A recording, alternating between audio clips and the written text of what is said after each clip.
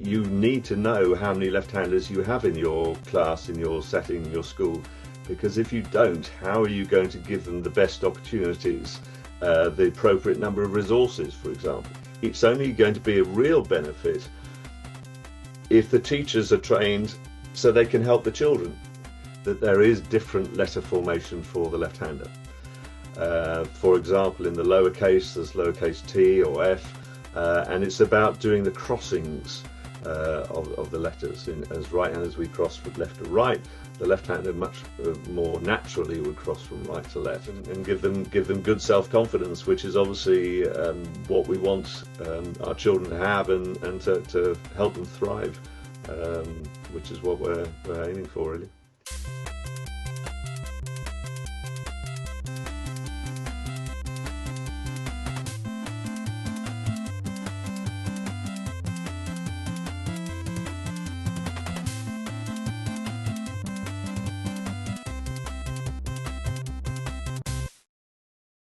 Welcome to Thinking Deeply About Primary Education, the podcast that makes time and space to think about pedagogy, teaching and learning, professional development, anything of interest to time poor but enthusiasm-rich primary teachers.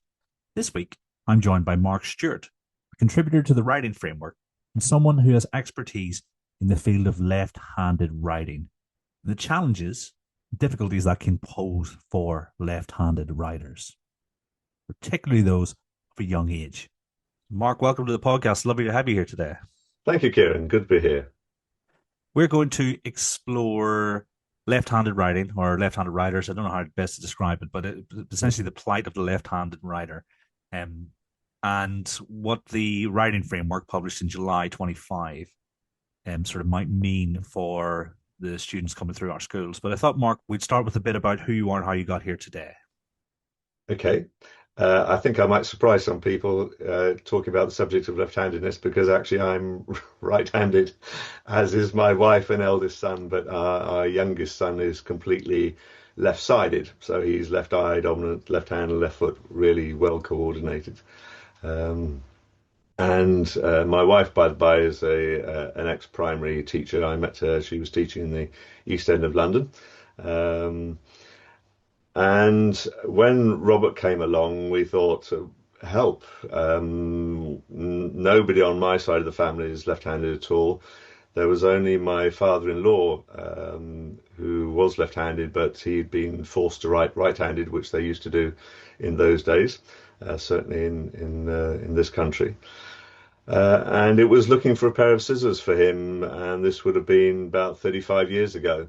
And we couldn't find anywhere in Worcester where we live, and we decided to open up a shop. We were a sort of branch, I guess, of anything left-handed in London.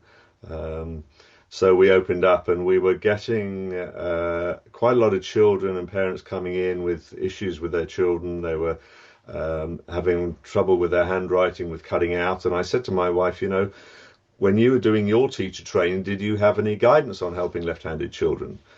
And she said no. There was nothing in her teacher training. So we checked it out a little bit, and our Member of Parliament at the time, a guy called Peter Luff, he was really helpful from our perspective, because he is left-handed, and he writes with what is commonly known as a sort of hook style of writing. So we could have had a right-handed MP, a left-handed MP with what I consider to be a good style of writing, but to actually have a left-handed MP with a poor style of writing was terrific. Because he really understood the issues, and he tabled a number of parliamentary questions. He had a half-hour adjournment debate.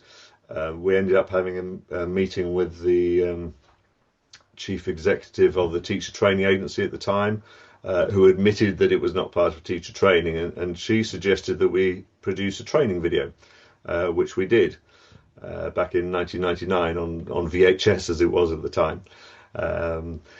And I thought, great, we're making real change here. But sadly, the trainee teachers weren't required to view it, so it didn't help them, and worst of all, it didn't help the children they were going to be teaching. So to a certain degree, that was a waste of time and money. But after a while, about 5 years, we moved around the corner. We opened a traditional educational toy shop, and we had a left-handed section on the left-hand side, of course. And one day we had the guy came in, Chris Marshall of Robinswood Press, and he had produced a book, published a book quite a few years before called the Left-Hander's Handbook, and we were discussing that. And I had a lady came in with her son, and the son was generally looking pretty grumpy, frankly. But they wanted some help with their handwriting, so I sat him down and went through all the things that he could do to help. And he went out happy, smiling, so much more positive. And I said to Chris, I said, that there is a book. There's one called by Ladybird on handwriting, and it was okay. There were a couple of lines on handwriting for left-handers, but not really what we wanted. And I said to him, I'd love to get a book on handwriting for left-handed produced. And he thought about it for a minute or two, and said, okay, we'll do three. And I thought, three? What do you mean three? You can't just promise to publish three books just like that. But thankfully, he was true to his word. And I have to say, my wife really enjoyed, she worked with reception and year one, and really enjoyed doing those activities, drawing out activities for children. And without her, we wouldn't have had the books produced. She was the guiding light, as it were, in getting those produced. So there are three. There's the first one. Maybe we'll go into that later. But it was, and about then also I started doing training for schools and other groups. And over the years, we tried to, through our MP, to try and get the education system to be a bit more proactive to help left-handers, because it used to be repressive, and then it went passive, and I wanted to be a bit more proactive, because there's very simple things you can do. I can assure you that I am no Brain of Britain. I'm just a right-handed parent, but if I can do these sort of things, then it's very simple, really, for anybody to do it, and it can make such a difference to the child. That's what spurred me on, and I've got a couple of instances that maybe I'll read out later, that will explain why I do what I do and why I've carried on. So bringing it up to now, the last couple of years, through our MP at the time, Robin Walker, who was very keen on education and was on the Education Select Committee. They said that there's a literacy framework, and they thought about producing a handwriting frame or a writing framework, which I thought had great potential for us to get something in as far as handwriting for left-handers are concerned. I'd never been involved in anything like this before, so it was all new for me. But they produced a sort of template, and we had to fill in bits and pieces, which we did. And it was finally published in July last year. I was delighted. It's real progress. There were one or two areas which I feel they missed out. And I've since managed to get information that that's going to be changed. At least one of the things is going to be changed in spring next year, 2027. So whilst the writing framework is out, it's not quite as good as it could or it should be, in my opinion. So that's where we're at now. Fantastic. I mean, such a varied and storied backstory. I mean, a couple of things. I mean, probably going off on a tangent too quickly, but the premise of the King's Speech is that George VI, I think, was repressed in his left hand. Is that a true story? Is that really what happened? Apparently so. Apparently so. And he ended up stammering because they tried to force him to do things right-handed. And I guess to a certain degree, I understand that. If you're right hand dominant and you're being forced to do everything left-handed, it's not normal, as it were. You're going against what is normal, and it's not as if you wake up one day and think, oh, I think I'll be left-handed just to make my life a little bit difficult. That's how you are. And generally speaking, it's the way the brain is set up. It's the right hemisphere of the brain which controls the left side of the body. and the right hemisphere is dominant for music, art, creativity, genius, even. Maybe I shouldn't say that too loud. Uh, but interesting with Robert, our youngest, age 3 or 4, he did a drawing that had perspective in it. And frankly, I struggle to draw matchstick men. So, left-handers certainly have their own skills and abilities. And I did hear that about 70% of architects are left-handed. And it was interesting when I talked to people when they came into the shop, how often what they did fitted in with their capabilities, really. So it's yeah, interesting. Yeah, because I mean, you mentioned the stat about architects. Because whenever we were prepping for this, I sort of suggested that I thought a third of people were left-handed, but we don't actually know, do we? I mean, do we have any idea? Well, interestingly, back I can't remember the exact year, something like 2004, maybe, or maybe even earlier. Um, Peter Luff tabled a couple of parliamentary questions, and in fact, they were tabled again about 20 years later. But the replies came back the same, and it was that the Department of Education does not collect information on what proportion of pupils are left-handed, nor on whether being left-handed has an impact on likely educational achievement. And I think they're missing a trick there. I think you need to know how many left-handers you have in your class, in your setting, your school, because if you don't, how are you going to give them the best opportunities, the appropriate number of resources, for example? Um, and interestingly, Worcestershire Local Education Authority, back in 2000 something, they did a survey and it worked out to 13%. Um, Now, if you reflect 13% nationally, that's well over 1.1 million left-handed children. Interestingly, I used to go to a special needs conference in Norwich, and I had a reception teacher came up to me, and she said, out of her year of 90 children, she had 60 left-handed. And I thought, wow. And in fact, the following year, I went back and she was there again. I said, are you sure it wasn't 16? 1 6. No, no, 60, she said. So I thought, oh gosh, so it can be a very wide numbers. And of course, if you don't know, then how can you adapt appropriately to it? Um, so I find it really interesting, what sort of quantities or numbers there are, percentages of left-handers there are.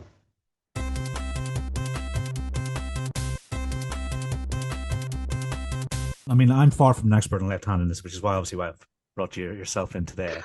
But in my experience, the left-handed people I know have struggled, have had barriers. Like colleagues at university, it was always a challenge. The note taking, the writing, like that claw that you describe is. I Yes. remember people writing like that, and so I'm positioning this episode that being left-handed is a challenge and can put you at a deficit. You know, but let's see what we can do about it. And so I suppose my first question is, to what extent are the difficulties experienced by left-handed writers inherent to left-handedness itself? And to what extent are they produced by right-handed assumptions embedded in how writing is modeled, organized, and taught? Whoa, there's a question and a half. Okay, let's try and simplify it. I think if as right-handers, when we write, we're always going away from the writing. So from those countries where you write left to right, there is that inherent issue for left-handers because the left-hander is coming from behind the writing. Um, this actually is very simply sorted, but um, the issues, the potential knock-ons that left-handers face, certainly did face in the past. I've found through various talking to various people that the issues can go far beyond the classroom. If you think about the handwriting and if you're watching yourself, try it now. Hold a pen or pencil in your left hand. And in the past, children were told that you had to have your paper straight in front of you. This was cast in stone. You weren't allowed to turn the paper. This is how you had to have it. And so, from the left-hander's perspective, the angle of the arm meant either they went over it and smudged it, and particularly in those days when an awful lot that was done in ink, you know, or they sort of hooked over the top, which isn't a natural way to do it. It can cause pain up in the wrists and arms and shoulders, holding it too tight, etc. That's not a natural way to write. There are other issues if you don't, if you're not writing in ink, or you're just, for youngsters writing in pencil, for example, you're covering over what you've written. So if you're trying to copy something that's on your left hand side, you've got to keep on taking the hand upside down, up and down to see where you're going. And I had one incident with a lady, and she said her 11-year-old daughter had just failed the 11 plus by one solitary mark. And all the boxes to be ticked, it was a multiple choice exam, all the boxes to be ticked were on the right hand side of the question. So every time she went to tick it, her hand covered over the question. Now, that may not be too much of a problem for 20 or 30 questions, and she had a couple of hundred to do, I think something in that sort of region. So the left-hander was at a disadvantage before they even started, in my opinion. And it was really interesting because the parents of the child ran a printing business, and they immediately could see what the issue was and how to solve it. Why couldn't they put boxes on either side of the question, or boxes between the questions? And then you give equal opportunity to both. So for a little bit of thought and action, none of that aggravation that child and others need have happened. Thankfully, I did hear that the child had got into the school that they wanted. So if you're asking a child, for example, to copy something, think about it from the left-hander's perspective. Are you able to put it down to below, say copy below, or copy to either side? Say there are a lot of very simple things like where you sit in the class so you're not knocking elbows. That's the detriment of both children. And again, with just a little bit of thought, none of that costs anything, but then you save the issue for both children. So I think that there's a lot of simple knowledge that once parents and teachers need to work together and understand it, you can make such a positive difference with just a little bit of help and advice. And whilst I'm so pleased about the progress we've made with the writing framework, it's only going to be a real benefit if the teachers are trained so they can help the children. Because without it, children are still carrying on having poor time. Let me read you what I can, this little letter from a girl who came into our shop quite a while back, and she's a 13-year-old. She said, I was struggling to hold a pen without smudging my work as I wrote. Mark gave me a 10-minute session on how I should hold my pen correctly. It was hard at first, as it was a big change to how I wrote, but it has made such a difference. I'm no longer smudging my work. Also, I find it a lot easier to hold a pen like I am now. It has made my writing so much neater, and it has shown a massive difference. It made me feel more confident in the presentation of my work. So 10 minutes, and that has changed the child for the rest of her life. Yeah, so that's why I get a little bit carried away. Sorry, where were we? Absolutely. I mean, that's fantastic. And that's what you want to hear, And so it sounds like if there are any systemic issues, there need not be. And so definitely Indeed. that's where we're going.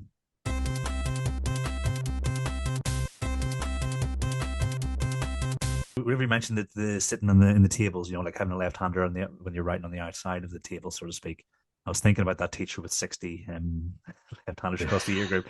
I can't imagine what the organization must have been like in that classroom. Yes, I think when my lad went to school, they did it in circles. So I guess you'd have 3 or 4 tables that were just left-handers. So it wasn't too bad. But yes, it might take some thought, some action.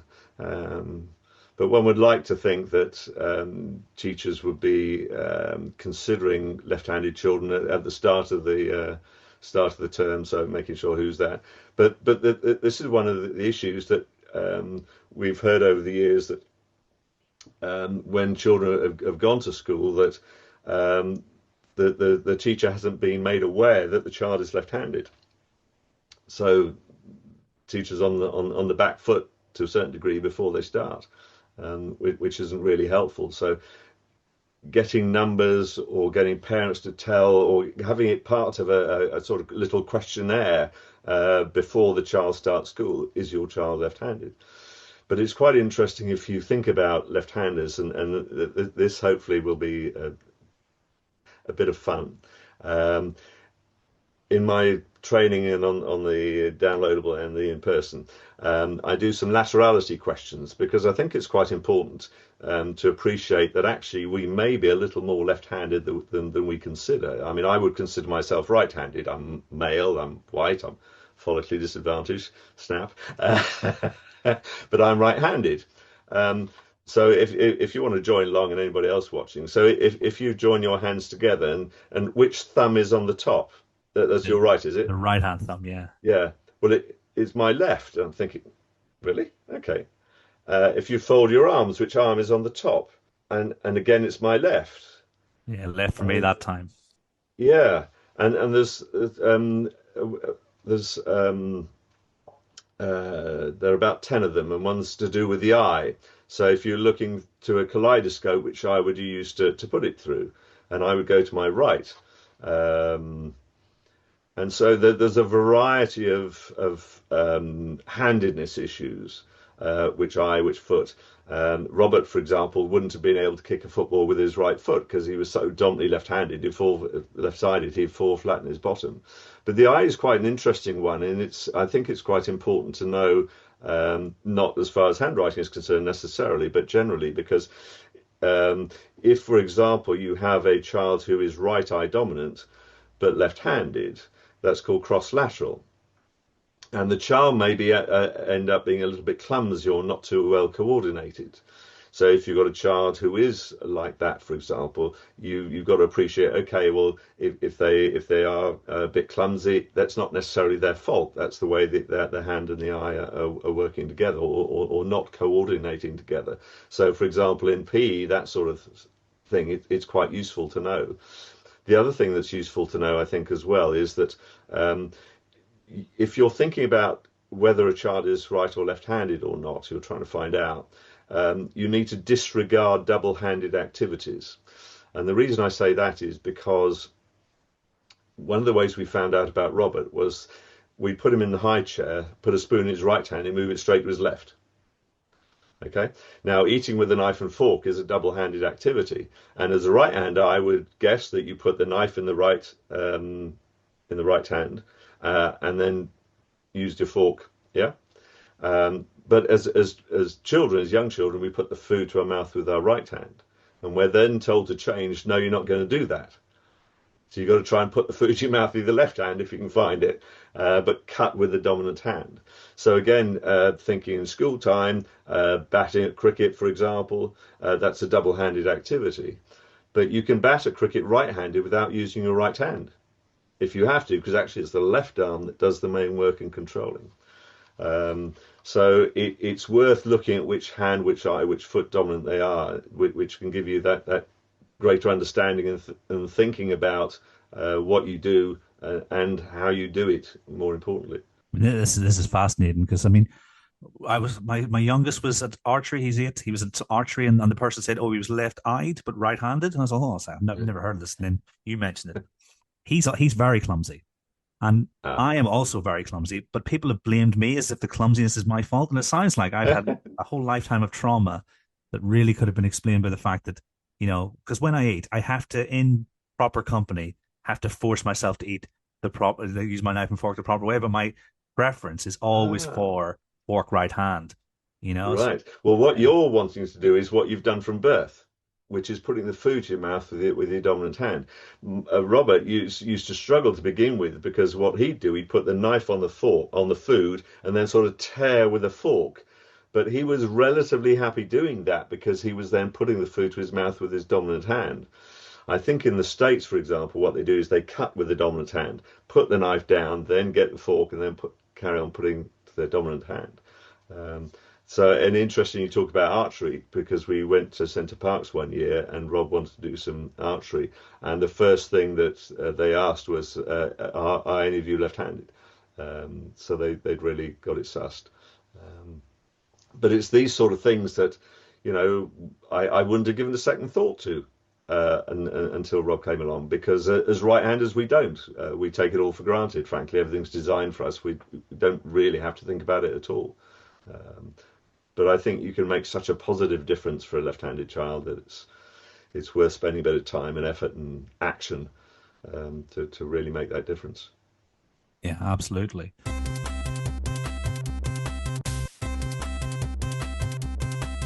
How does early misalignment between writing instruction and the needs of the left-handed writers shape their long-term writing proficiency, and particularly in how control, fluency, and accuracy are interpreted or perhaps judged by their teachers?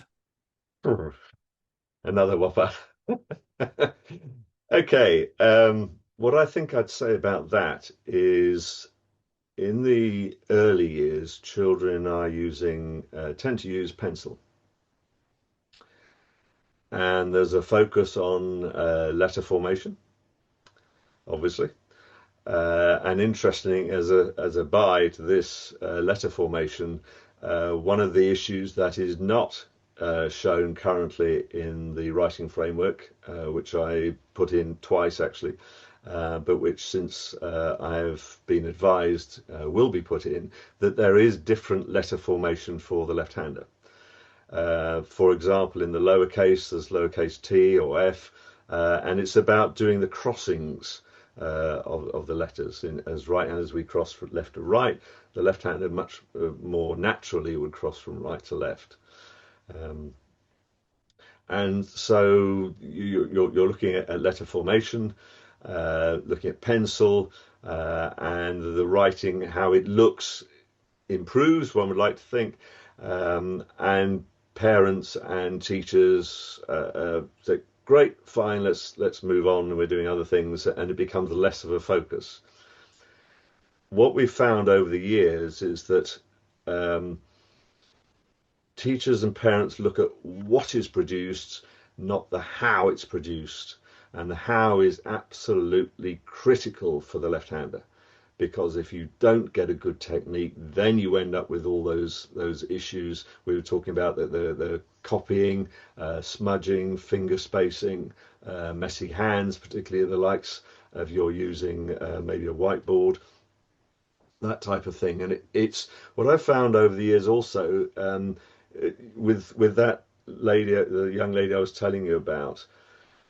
She was 13, and she obviously found it quite difficult to change initially, quite understandably, because she'd been writing in one particular way for about, I don't know, you could say 9 years, something like that. But it was interesting that you can change 9 years in 10 minutes flat. Yeah.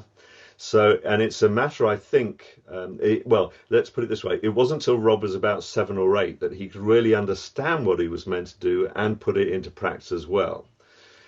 In the early years, I would suggest that children don't always have that understanding of why they need to do it in a certain way.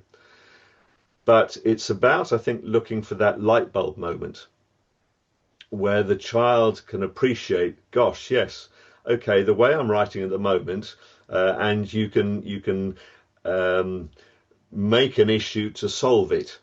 And what I mean by that is that, in the past, I think possibly parents would give children cigars to stop them smoking because they were so foul you just wouldn't touch another one again. But so you give them a whiteboard with a nice pen that you've got to use, and we suddenly go along and, oh, look, you've got messy hands. Yeah. That's not very nice, is it? So let's turn these things about a little bit, and then, oh God, look, your hand's going underneath the writing. You can see what you're doing. You're not going to get messy hands. You're not going to get messy writing. You're not going to get told off for poor handwriting. And once they can understand that, I think the child can move quickly on. And of course, once you've got that, I repeat, you're sorted for the rest of your life. and it can boost the self-confidence, as that girl said. So the critical thing is to get that understanding of why they need to do it, show them clearly how it needs to be done, get all the components in place, and so a quick one for school teachers is to actually look at their grips. Grip is absolutely critical for left-hander. Say as right-handers we can get away with poor grips, left-hander you just can't. And it's even down to the sort of fine points of actually where you hold it in the hand is important. What sort of angle you have, even doing a bit of maths here, what sort of angle you have between the pen and the writing going across, and how the paper is. So there's a fair bit of maths involved with that as well. But understanding that and saying, look, actually now you'll be able to write a nice Christmas card to Granny and Grandpa or whatever, and produce nice writing. And okay, so if you try it like that, then you go underneath it, you can see what you're doing. Yeah. So it's actually, as I say, I'm just a right-handed parent. I went to university or anything like that. It is surprisingly simple, but it's a matter of thinking about it, knowing what you're looking for, which after 30 odd years, I think I know what I'm looking for. One would hope so. And then actually having strategies to show them how to do it, and getting that sorted. So I don't know whether that's answered your question or not, but hopefully No, getting that absolutely it way. has. I think so. Yeah. And if you were to design writing instruction, if you had carte blanche and you could design the way that writing was instructed, so that in terms of classroom practice, I mean, you've mentioned teacher training already. What do you think is necessary to take this, what you've described as like a simple body of knowledge, and to give it to every teacher? How would you set that up? There are the resources already available. We've produced, if we go back to the earliest resource that we produced, it was something called So You Think They're Left-Handed with a question mark. And again, my wife was involved in producing all those activities. And it's a book that we would have loved to have when our son came along, because, as I repeat, we didn't have a clue really. And it gives the parent some guidance. There are some very simple laterality tests, but there are also 16 pages of cutting activities at 3 different levels, so you can colour them in and cut them out. And then 16 pages of pre-letter formation activities. So, for example, encouraging the child to go left to right. And you may think, well, that's natural, isn't it? But no. Robert, for example, at one point he wrote his name from right to left. And when he was reading, and stop there a little bit, because some of handwriting can spill over into other things, and the other way around as well. So, for example, when he was reading to us, we'd read a book one night, and the following night we'd say, would you like to have a read? And we could tell that he was furiously trying to remember what we read rather than actually reading it. And the issue was that he was looking at the end of the word rather than the beginning. So again, a very simple thing: get the child to use the finger as an adult as well, and then you're going left to right. So these are one of the issues, and that the So You Think encourages little arrows going from left to right.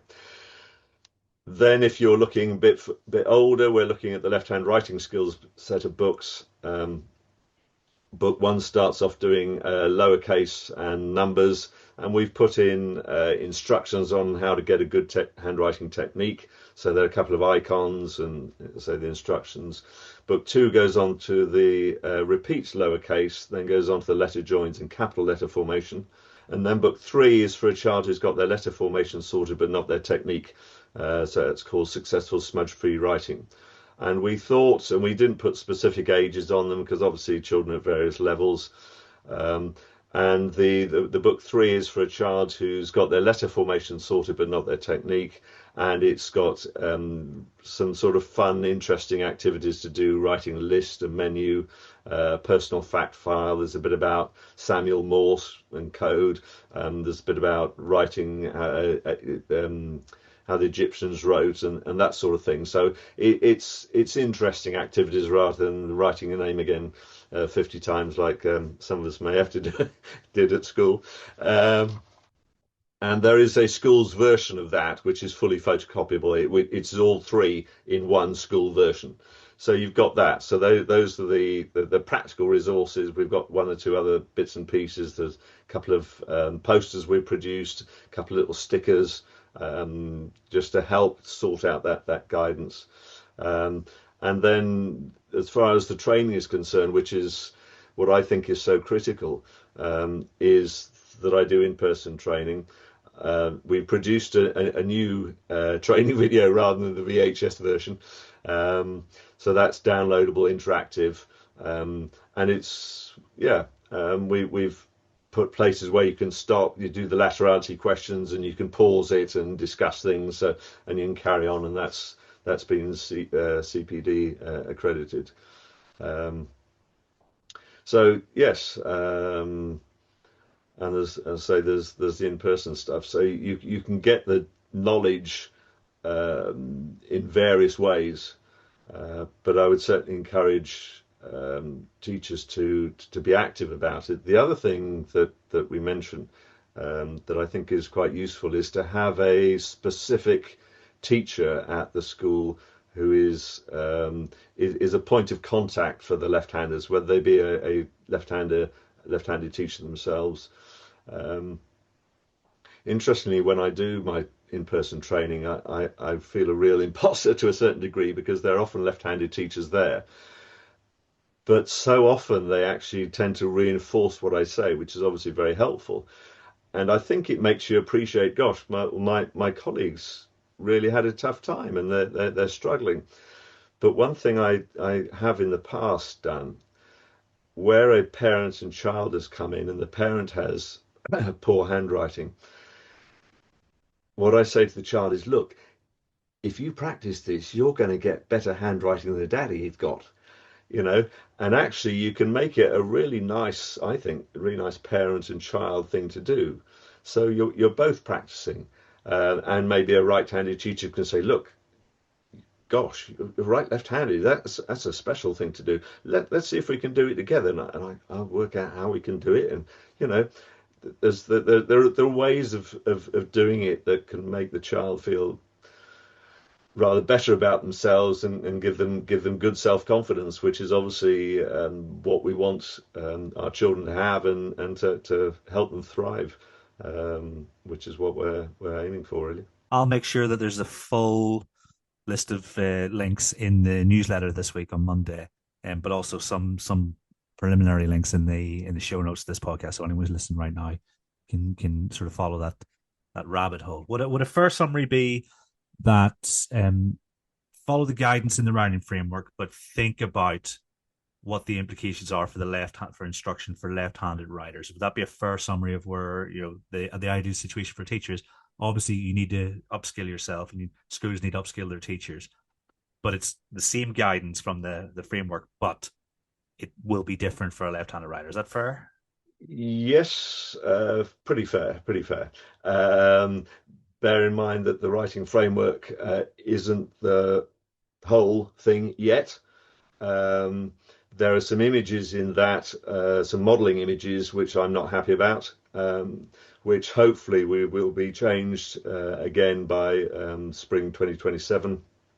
That's work in progress at the moment. So don't take the writing framework as the be all and end all currently.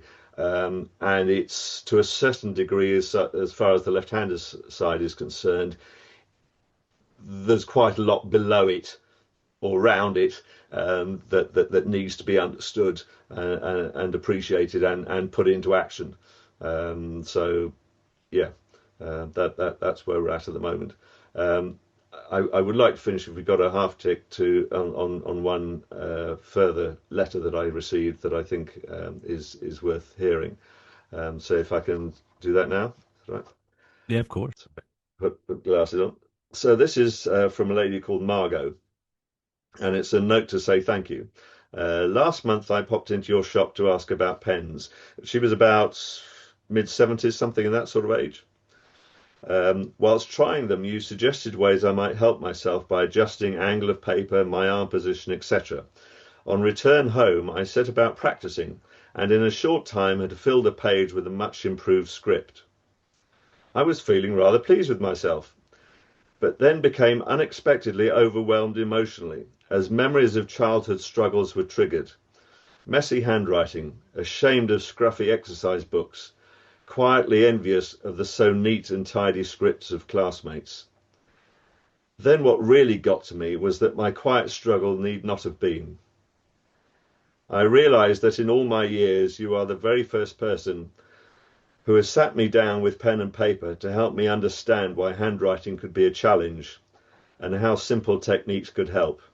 This experience has been an insight, and I sincerely hope that things have changed for youngsters at school so that every left-handed child experiences early intervention to assess writing skills and so provide help if needed. So thanks again. P.S. I have yet to practice on unlined paper. Another challenge.